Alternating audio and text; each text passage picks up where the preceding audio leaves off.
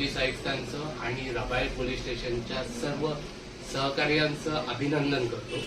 कारण माझा personal opinion मी सांगू इच्छितो. माझा मोबाईल 2023 मध्ये गहाळ झालेला. मला काल स्वप्नील सरांकडून फोन आला, तेव्हा मी विसरलेलो. मला वाटलं हा परत फेक कॉल असेल. मी परत माझ्या सहकार्यांच्या थ्रू जगदाळे साहेब नावं घ्यायला नाही पाहिजेत, पण त्यांच्या थ्रू त्यांना फोन केला. ते म्हणाले नाही हा खरं आहे, तुम्ही जाऊन कलेक्ट करा. थँक्यू.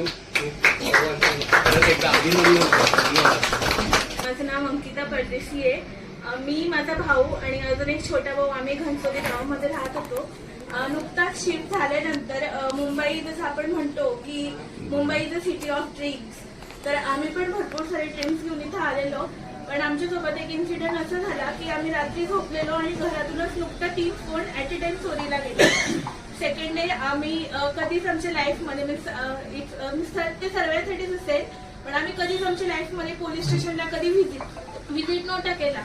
बरेचसेच लोक आम्हाला बोलले की मुंबई खूप मोठं शहर आहे, तुम्हाला भेटणार नाही मोबाईल, तुम्ही तक्रार करू नका, हे ते अमुक धमुक भरपूर काही.